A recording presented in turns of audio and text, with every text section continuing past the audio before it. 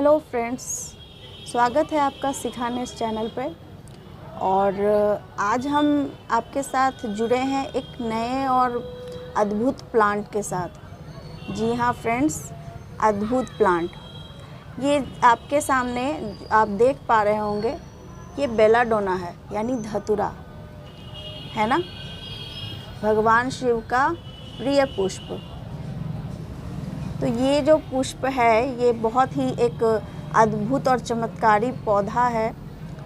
इस फ्लावर को आप कहीं भी लगा सकते हैं, किसी भी मौसम में और किसी भी एटमॉस्फेयर में ये आसानी से आराम से ग्रो कर जाता है फ्रेंड्स।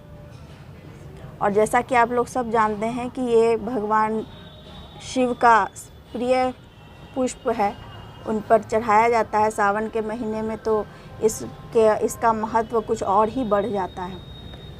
तो ये जो धतूरा का पौधा है, इस पौधे में आपने देखा होगा कि कहीं कहीं पे वाइट कलर के धतूरे के पौधे मिलेंगे, फ्लावर्स के, और इसमें कहीं कहीं पे थोड़े बैगनी या पर्पल कलर के भी आपको ये फ्लावर देखने को मिलेंगे।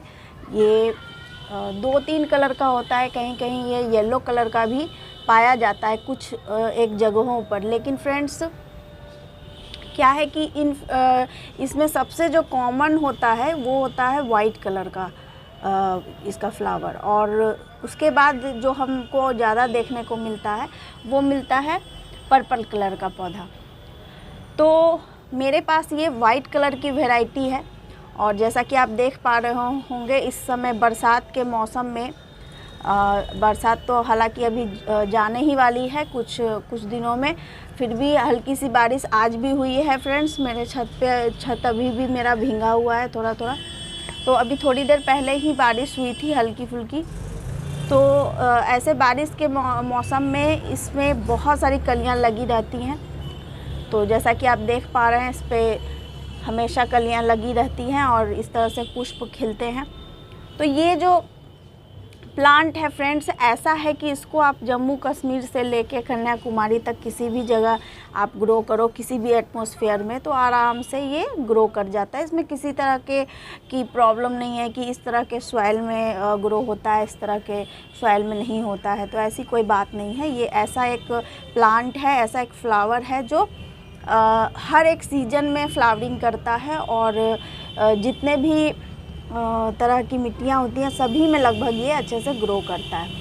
ये एक आप कह सकते हो कि ये चूँकि मैंने एक छोटे से गमले में इसको लगाया है, और ये मैंने न तो फ्रेंड्स मैंने कहीं से ख़रीद के लाया है और ना ही मैंने कहीं से निकाल के लगाया है। ये खुद से ही मिट्टी में इसके पौधे निकल आए थे।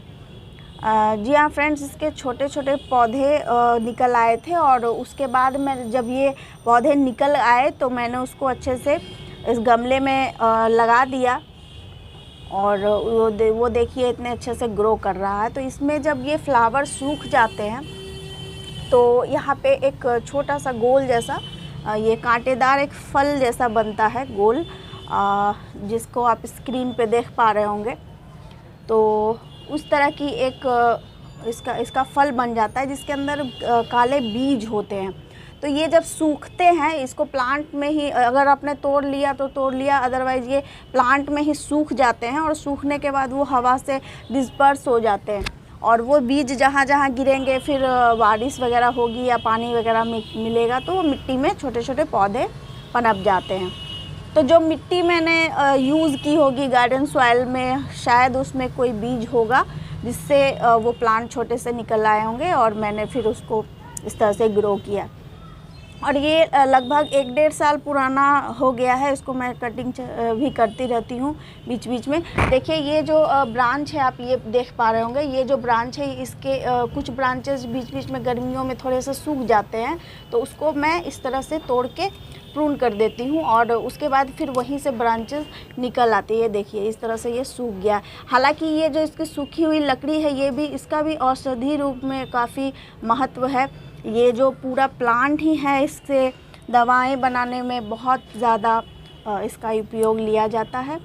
और ये एक जहरीला प्लांट होता है फ्रेंड्स। इसमें जो इसके जो बीज होते हैं ये भी जहरीले होते हैं, तो इसको थोड़ा सा ध्यान से लगाना चाहिए। अगर घर में आपके है या अगर आप लगाना चाहते हैं तो आप इसको लगा सकते हैं। ये एक बहुत ही आप कह सकते हो मेडिसिनल प्रॉपर्टीज़ होते हैं इसमें। लेकिन हाँ फ्रेंड्स, कि इसके पत्ते, इसके जड़, इसके फ्लावर जो भी आप अगर यूज करना चाहते हैं मेडिसिनल तो प्रॉपर्टीज़ के रूप में, तो बिना सलाह के या किसी के गाइडेंस के बिना आप उसको यूज ना करें जब तक उसकी पूरी जानकारी आपको ना हो।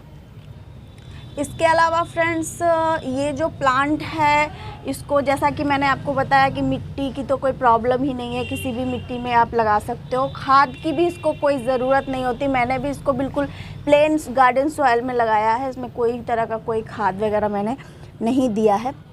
और रही बात कीड़ों की, तो जिस तरह की मैंने आपको बताया कि ये एक टॉक्सिक प्लांट होता है, तो इसलिए इसमें ज़्यादा कीड़े तो नहीं लगते, पर कभी कभी इसमें कुछ वाइट मेलीबग्स के जैसा, बट मेलीबग्स तो होता नहीं है, बट उसी के जैसा कुछ इसके फ्लावर्स के आसपास दिखता है। ज़्यादा ठंड के मौसम में, ख़ास करके जब धुंध ज़्यादा होती है, तो आप इसमें कभी कभार अगर वैसा दिखे तो आप इसमें नीम ऑयल का थोड़ा सा स्प्रे कर दीजिए, जैसे कि सभी में करते हैं, तो उससे भी वो ठीक हो जाते हैं। उसमें ज़्यादा कुछ, या फिर हल्दी के 2-4 चुटकी आप उस एरिया में आप डाल दीजिए, तो उससे भी वो चीज़ें ठीक हो जाती है। तो इसमें अगर मैं बताऊं आपको, तो मुख्य रूप से इसमें कोई तरह का कोई भी कीड़े मकोड़ों का प्रकोप नहीं होता है। एक देवीय वृक्ष है। ये अगर आप इसको ज़मीन में लगाए तो ये बहुत बड़ा हो जाता है, और ये बहुत अच्छा एक फ्लावर है। इसके जो फ्लावर है ये बिल्कुल घंटी के समान होते हैं। ये देख रहे हैं आप, कीप नुमा इसका स्ट्रक्चर होता है और बहुत ही खूबसूरत लगते हैं। अभी ये पूरे खिले भी नहीं है फ्रेंड्स, ये जब पूरे खिलेंगे तो बहुत ही सुंदर दिखाई देंगे।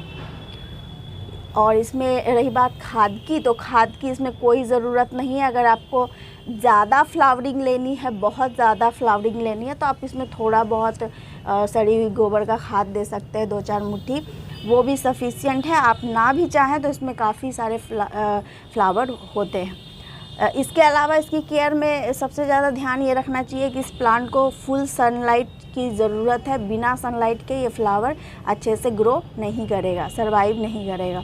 तो इसको पूरा सनलाइट में आप रखिए, दिन भर की इसको धूप चाहिए, और इसको पानी भी सफिशिएंट चाहिए। ऐसा नहीं कि आपने पानी दिया 2-4 दिन नहीं दिया, इस तरह से नहीं। रोज़ आप इसको सुबह शाम पानी दीजिए। इसको पूरा पानी की ज़रूरत होती है, तो इसको पानी और धूप पूरे चाहिए, और तब ये प्लांट बहुत खूबसूरती से ग्रो करता है। तो फ्रेंड्स, ये एक बहुत ही मेडिसिनल और खूबसूरत प्लांट आपके साथ मैंने शेयर किया है। इसकी केयर और इसको ग्रो करने का तरीका आप भी अपने घर में इसको उगा सकते हैं और भोलेनाथ की कृपा पा सकते हैं। तो तब तक के लिए फ्रेंड्स, आप इस वीडियो को लाइक, शेयर और सब्सक्राइब करें और अपना प्यार बनाए रखें। मिलते हैं अगले किसी और टॉपिक में, किसी और प्लांट के साथ, किसी और फ्लावर के साथ। तब तक हैप्पी गार्डनिंग।